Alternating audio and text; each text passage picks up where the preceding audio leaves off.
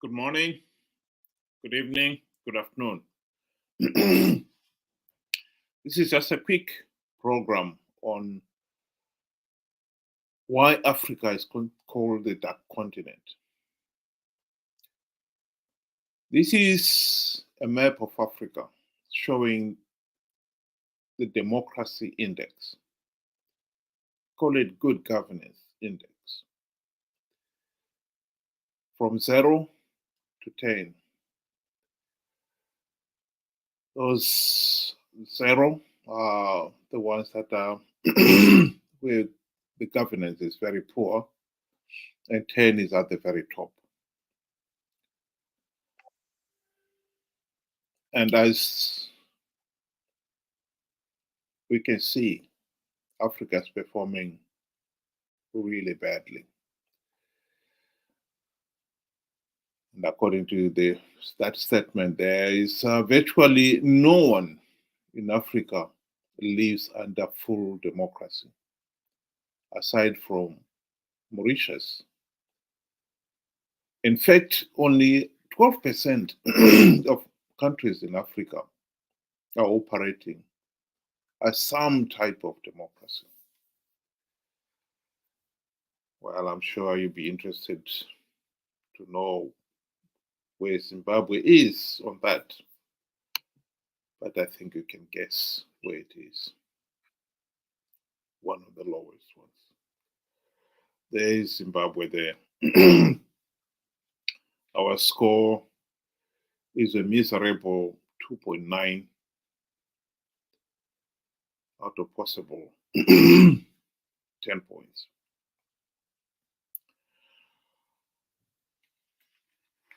Our neighbors, Botswana and South Africa,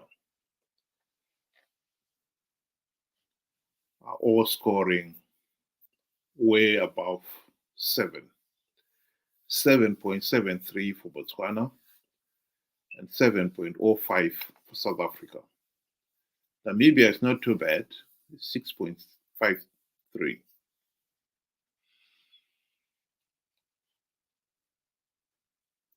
It should come as no surprise at all that this democracy, good governance score also correlates with how well a particular country is doing economically and how stable that country is. Botswana and South Africa are considered upper middle income nations. And Zimbabwe, we are low income nation.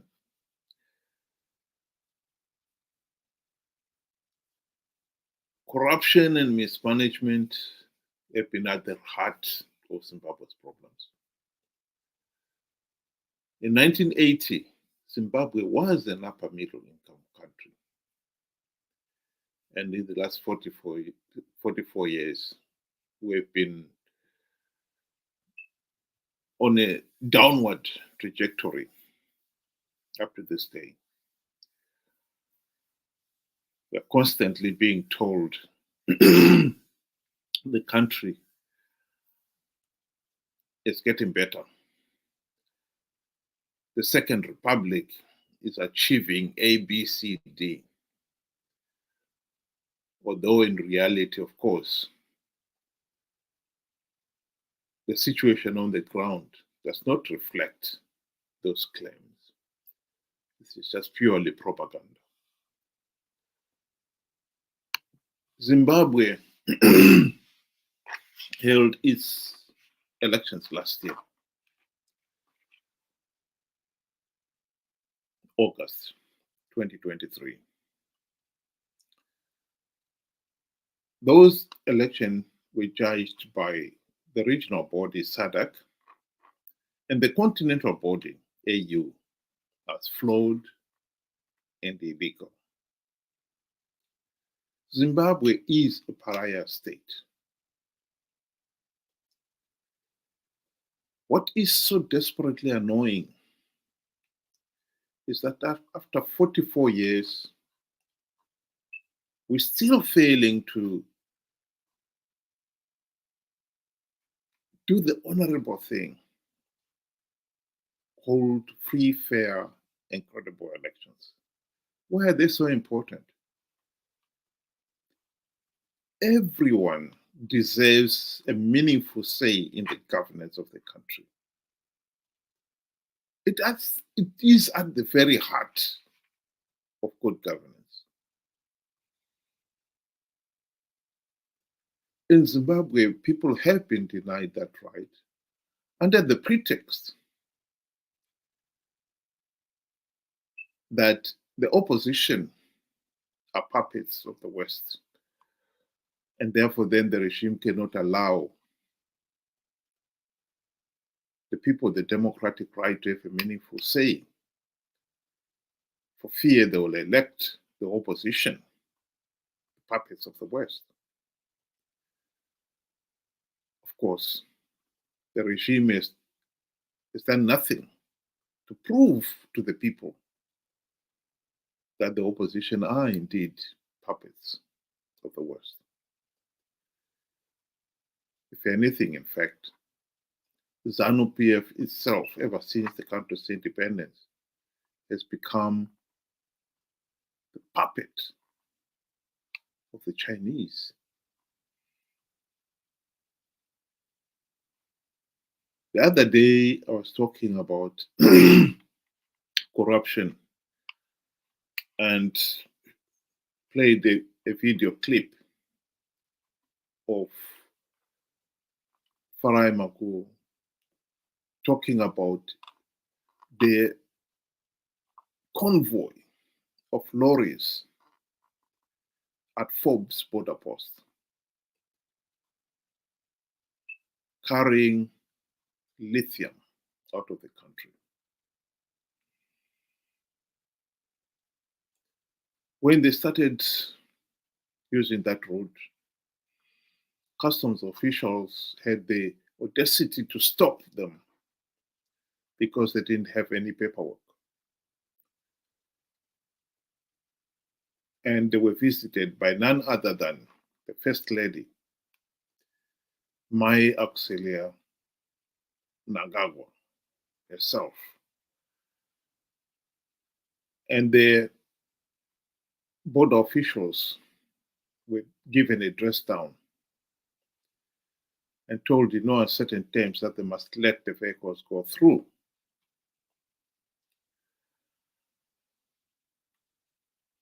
And according to Magu, one of the things that they've done was that those trucks now either cover their cargo completely with a tent, or the ore is transported in containers so that no one can take any pictures or see what they're taking.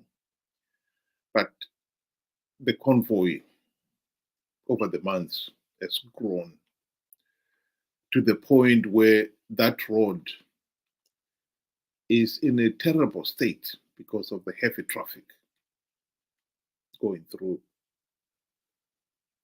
Forbes border post.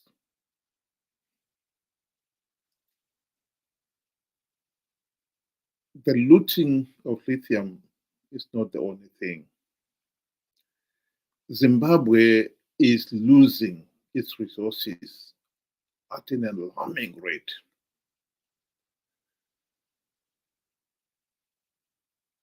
We saw a documentary by Al Jazeera, The Gold Mafia, a 3-part documentary,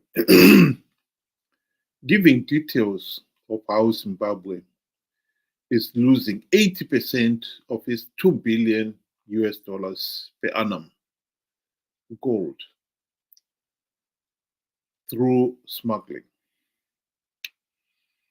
And when it is smuggled, the country does not benefit. Only those involved in the smuggling benefit. We also know that there's been a lot of looting of diamonds for a long, long time now, in fact.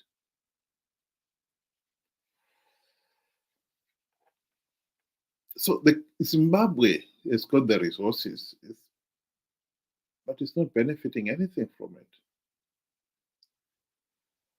The country's infrastructure is in a sorry state. Our hospitals, even big hospitals like Parenya Hospital, Pilo Hospital, are in a sorry state. Equipment has not been repaired. Operations are sometimes postponed or cancelled altogether because the hospital does not have painkillers. Something as basic as that. That is what is happening. So this index of democracy is definitely linked to bad governance. And as we can see, Africa is not performing well at all. And so the label that Africa is the dark continent is completely justified. It would be naive to pretend otherwise. There is so much evidence to link bad governance to a country's economic prosperity. Here is Margaret Thatcher talking about that very thing, that very point. Countries are not rich in proportion to their natural resources. If they were, Russia would now be the richest country in the world. Angola would be very rich, and there are many other countries that have a lot of natural resources, but they have not had an enterprise economy to develop those resources. Russia has everything: oil, gas, diamonds, platinum, gold, silver, timber, marvelous soil, but has been poor. She's also, on the second point, got very bad environment, the Aral Sea. I remember going to one communist country in about the 60s and seeing a pover coming out of a chimney of brown gas, which of course is a nitrous gas. And I was absolutely horrified. I said, well, what are you doing letting that happen? The lungs of the people must be terrible. This is acid. You can't let that go on. Tact has never been my strong point, as you know. And it is the countries that have had the wrong system, which have not created the wealth, have not cared about people. Look at the other side. Japan, no natural resources. Switzerland, no natural resources. Taiwan, no natural resources. It is the political system which enhances the enterprise of the people and gives it a framework within which to operate, which will deal with this poverty. Of course, she is right. We have got a failed political system. This is at the very heart of our problem in Zimbabwe. 44 years after independence, and we are still failing to hold free, fair, and credible elections. It's absurd. It really is absurd. This is something that must be corrected. We must put it right. Here is another short video clip of Margaret Dongo talking about how Zanu PF is deliberately keeping the rural poor in poverty for its own political gain. They have wrong priorities, especially the current government. How can you go and build an airport which services a few people, and the majority are the elite and the so-called investors? Look at the rural. I made you come to interview me because I wanted you to have the experience of the roads that we are using. If we go today to our hospital there, you feel pity with that's a hospital in a rural area. If we go to our clinic, you feel pity. We have no piped water here. Do you know the reason why? the rural people vote for Zanu PF? One, they're intimidated. Two, the policy is that the rural people should remain poor and subservient to the government. They should remain poor, because if they remain poor, they continue singing the song for their master. This is why these people have been impoverished. It's for a reason. Because the moment, if you economic empower these people, they'll go out of hand. Zanu PF will never have control over them.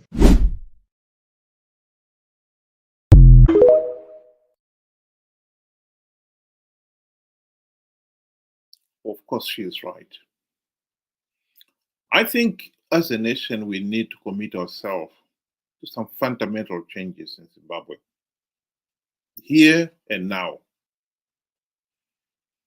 I don't see why it is not possible for us to undertake to deliver two things. One, that by 2030, we should have free, fair, and credible elections.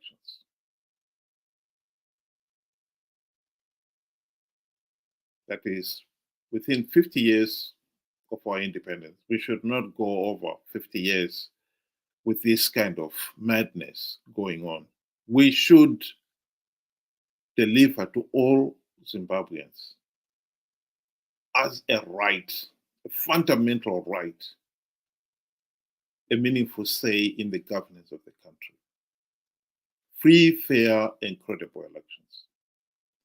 Two, we should grant the people in the rural areas title deeds to the land on which their heart is built. The right to own land will mean more to the rural poor than the right to vote. Indeed, I believe you cannot guarantee the right to vote without giving the rural poor the right to own land. So those things should be delivered in the next 6 years. By 2030, we must have free, fair, and credible elections. We must grant our rural folk the right to own land. We must give them title deeds. They must have the confidence to say to somebody, this is my land, this is my home, get off my land. It'll go a long way to stop these Zanu PF proxies intimidating those people. They can have the confidence of telling those Zanu PF commissars that, no, this is my home, this is my land. Get off my land. If they can have the confidence that they can vote for whoever they please without fear of being forced off their homes or their homes being burnt down, that will give them the confidence to participate in the country's electoral process in a real meaningful way.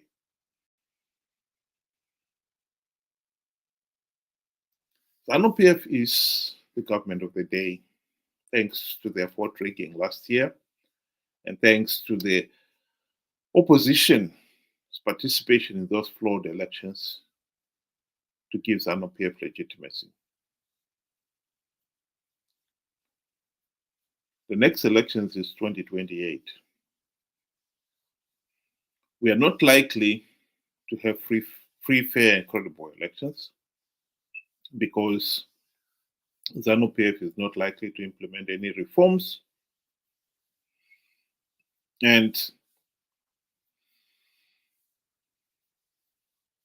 it's almost certain that Chamisa and company will participate in those flawed elections and con his naive and amazingly ignorant followers to participate in these flawed elections.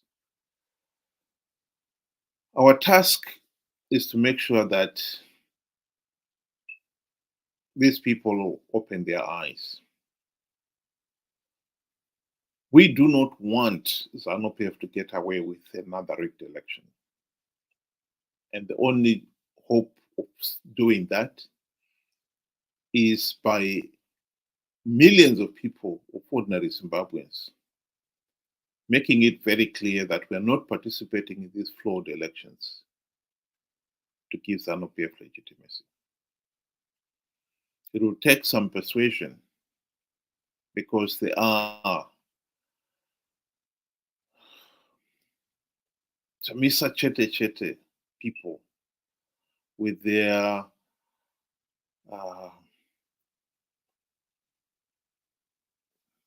blinkered minds, this personality cult mentality that if Chamisa says he's going to plug the vote rigging loopholes, he will do so, even though he has failed to do that again and again and again.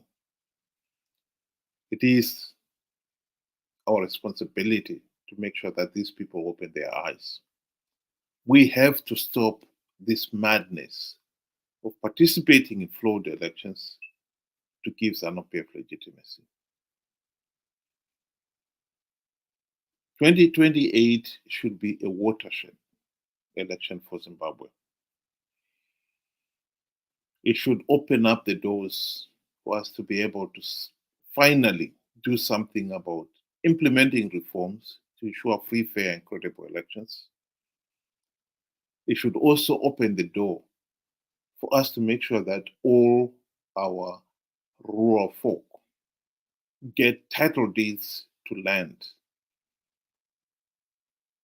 so that by 2030, those two objectives have been met.